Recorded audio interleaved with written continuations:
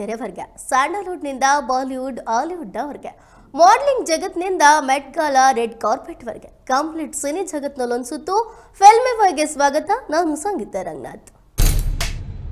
ಇತ್ತೀಚೆಗೆ ನಟರಾಜ ಶಿವರಾಜ್ ಕುಮಾರ್, ದರ್ಶನ್ ಹಾಗೂ ಧ್ರುವ ಸರ್ಜಾ ಬಗ್ಗೆ ಮಡೆನೂರು ಮನು ಅವಹೇಳನಕಾರಿಯಾಗಿ ಮಾತನಾಡಿದ್ದ ಆಡಿಯೋ ಕ್ಲಿಪ್ ಒಂದು ವೈರಲ್ ಆಗಿತ್ತು.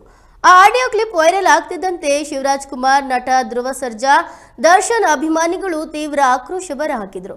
ನಟ ಮಡೆನೂರು ಮನು ಜಾಮೀನು ಪಡೆದು ಜೈಲಿನಿಂದ ಹೊರಬಂದ ಬಳಿಕ ನಟ ಶಿವರಾಜ್ ಕುಮಾರ್ ಅವರ ಮನೆಗೆ ಹೋಗಿದ್ರು. ಆದರೆ ನಟ ಸಿಗದಿದ್ದ ಕಾರಣ ಅಲ್ಲಿಂದ ವಾಪಸ್ ಆಗಿದ್ರು. ಇದೀಗ ಮಡೆನೂರು ಮನು ನಟ ದರ್ಶನ್ ಬಳಿ ಕ್ಷಮೆ ಕೇಳಿ ಬಹಿರಂಗವಾಗಿ ಕ್ಷಮೆ ಕೇಳಿದ್ದಾರೆ. ಈ ಬಗ್ಗೆ ವಿಡಿಯೋದಲ್ಲಿ ಮಾತನಾಡಿದ ಮಡೆನೂರು ಮನು, ದರ್ಶನ್ ಅಭಿಮಾನಿಗಳು ನನಗೆ ಕಾಲ್ ಹಾಗೂ ಮೆಸೇಜ್ಗಳನ್ನ ಮಾಡಿದ್ರು. ಕ್ಷಮೆ ಕೇಳಿದ್ರ, ಅವರನ್ನ ಭೇಟಿಯಾದ್ರ ಅಂತ. ಒಂದು ಸರಿ ಭೇಟಿಯಾಗಿ ಅಂತ ಸುಮಾರು ಜನ ಹೇಳಿದ್ರು. ಆದ್ರೆ ನಟ ದರ್ಶನ್ ಅವರು ಬ್ಯುಸಿ ಆಗಿದ್ದಾರೆ ಎಂದು ಗೊತ್ತಾಯ್ತು. ಡಿ ಬಾಸ್, ನಾನೊಬ್ಬ ಪುಟ್ಟ ಕಲಾವಿದ, ಒಂದು ಸಂಘ ಸಹವಾಸಗಳನ್ನ ಮಾಡಿ ಜೊತೆಯಲ್ಲಿರುವವರನ್ನ ನಂಬಿ ಈ ಆಡಿಯೋದಿಂದ ನಾನು ಬಲಿಯಾಗಿದ್ದೇನೆ. ದಯವಿಟ್ಟು ನನ್ನ ಕ್ಷಮಿಸಿ ಕ್ಷಮಿಸಿ ಕ್ಷಮಿಸಿ ಅಂತ ಅಂಗಲಾಚಿ ಬೇಡ್ಕೊಂಡಿದ್ದಾರೆ. ಇಂದು ರಿಷಬ್ ಶೆಟ್ಟಿ ಅವರ ಜನ್ಮದಿನ. ಅವರಿಗೆ ಅಭಿಮಾನಿಗಳ ಕಡೆಯಿಂದ ವಿಶ್ಗಳು ಬರ್ತಾ ಇವೆ. ವಿಶೇಷ ಅಂದ್ರೆ ಕಾಂತಾರ ಚಾಪ್ಟರ್ 1 ಕಡೆಯಿಂದ ದೊಡ್ಡ ಅಪ್ಡೇಟ್ ಒಂದು ಬಂದಿದೆ. ಈ ಸಿನಿಮಾದ ಹೊಸ ಪೋಸ್ಟರ್ ರಿಲೀಸ್ ಮಾಡಿರೋ ತಂಡ ವಿಶೇಷ ಮಾಹಿತಿಯೊಂದನ್ನ ನೀಡಿದೆ. ಅಕ್ಟೋಬರ್ 2 ಗಾಂಧಿ ಜಯಂತಿ. ಈ ಬಾರಿ ಗಾಂಧಿ ಜಯಂತಿ ಗುರುವಾರ ಬಂದಿದೆ. ಸರ್ಕಾರಿ ರಜೆ ಚಿತ್ರಕ್ಕೆ ಸಹಕಾರಿಯಾಗುವ ಸಾಧ್ಯತೆ ಇದೆ. ಇನ್ನು ಶುಕ್ರವಾರ, ಶನಿವಾರ ಹಾಗೂ ಭಾನುವಾರ ಸಿನಿಮಾ ಸಹಜವಾಗಿಯೇ ಒಳ್ಳೆಯ ಕಲೆಕ್ಷನ್ ಮಾಡಲಿದೆ.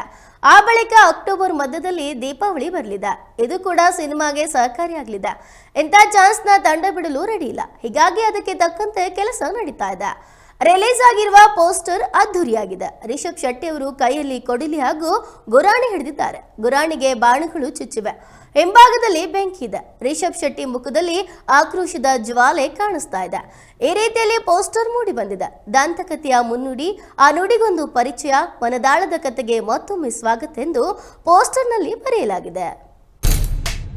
ಟಾಕ್ಸಿಕ್ ಸಿನಿಮಾ ಬಗ್ಗೆ ಒಂದಿಲ್ಲೊಂದು ಅಪ್ಡೇಟ್ ಸಿಗ್ತಾನೆ ಇದೆ. ಈ ಸಿನಿಮಾ ಪಾತ್ರವರ್ಗದ ಕಾರಣಕ್ಕೆ ಸಾಕಷ್ಟು ಸುದ್ದಿ ಆಗ್ತಿದೆ. ಈ ಚಿತ್ರದಲ್ಲಿ ರಾಕಿಂಗ್ ಸ್ಟಾರ್ ಯಶ್ ಅವರು ನಟಿಸಿದ್ದಾರೆ.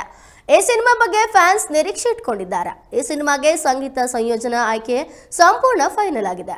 ಟಾಲಿವುಡ್ ಹಾಗೂ ಕಾಲಿವುಡ್ನ ಹಿಟ್ ಸಂಗೀತ ಸಂಯೋಜಕ ರಾಕ್ ಸ್ಟಾರ್ ಅನಿರುದ್ಧ್ ರವಿಚಂದ್ರನ್ ಅವರು ಈ ಸಿನಿಮಾಗೆ ಮ್ಯೂಸಿಕ್ ಮಾಡಲಿದ್ದಾರೆ ಎಂದು ವರದಿಯಾಗಿದೆ. ಯಾವುದೇ ಸಿನಿಮಾ ಗಮನ ಸೆಳೆಬೇಕೆಂದ್ರೆ ಮ್ಯೂಸಿಕ್ ಕೂಡ ಮುಖ್ಯವಾಗ್ತದೆ.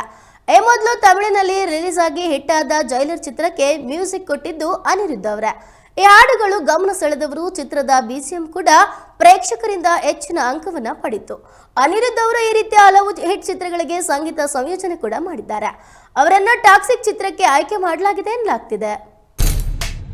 ಧ್ರುವ ಸರ್ಜಾ ನಟಿಸಿರುವ, ಪ್ರೇಮ್ ನಿರ್ದೇಶಿಸಿರುವ ಬಹು ನಿರೀಕ್ಷಿತ ಚಿತ್ರವೇ ಕೇಡಿ. ಚಿತ್ರದ 2 ಹಾಡುಗಳು ಈಗಾಗಲೇ ರಿಲೀಸ್ ಆಗಿ ವೈರಲ್ ಆಗಿದೆ. ಇದೀಗ ಟೀಸರ್ ಎಂಟ್ರಿಗೆ ಕೌಂಟ್ ಡೌನ್ ಶುರುವಾಗಿದೆ. ಸಾಮಾನ್ಯವಾಗಿ ಫ್ಯಾನ್ ಇಂಡಿಯಾ ಚಿತ್ರಗಳ ಟೀಸರ್, ಟ್ರೈಲರ್ ಏಕಕಾಲದಲ್ಲಿ ಎಲ್ಲ ಭಾಷೆಯಲ್ಲೂ ರಿಲೀಸ್ ಆಗ್ತವೆ. ಆದರೆ ಕೆಡಿ ಟೀಮ್ ಟೀಸರ್ ರಿಲೀಸ್ ಕಾರ್ಯಕ್ರಮಗಳನ್ನು ವಿಭಿನ್ನವಾಗಿ ನಡೆಸಲು ಪ್ಲಾನ್ ಮಾಡಿಕೊಂಡಿದೆ. ಒಂದೊಂದು ಭಾಷೆಯಲ್ಲಿ ಒಂದೊಂದು ದಿನ ಟೀಸರ್ ರಿಲೀಸ್ ಆಗಲಿದೆ.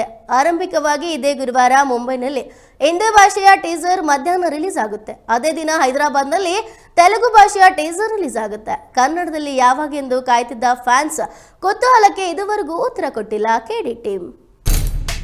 Queens Premier League logo launch ಕಾರ್ಯಕ್ರಮಕ್ಕೆ ಆಗಮಿಸಿದ ಸ್ಯಾಂಡಲ್ವುಡ್ನ ಮೋಹಕ ತಾರೆ ರಮ್ಯಾ ಲೋಗೋ ಲಾಂಚ್ ಮಾಡಿದ್ದಾರೆ. ಈ ಸಂದರ್ಭದಲ್ಲಿ ಮಾತನಾಡಿದವರು ತಮ್ಮ ಬಾಲ್ಯದ ದಿನಗಳ ಬಗ್ಗೆ ಮೆಲುಕು ಹಾಕೊಂಡಿದ್ದಾರೆ. ಅಲ್ಲದೆ ಸಿನಿಮಾ ಇಂಡಸ್ಟ್ರಿಯಲ್ಲಿ ಹೆಣ್ಣು ಮಕ್ಕಳಿಗೆ ಸಪೋರ್ಟ್ ಕಡಿಮೆ.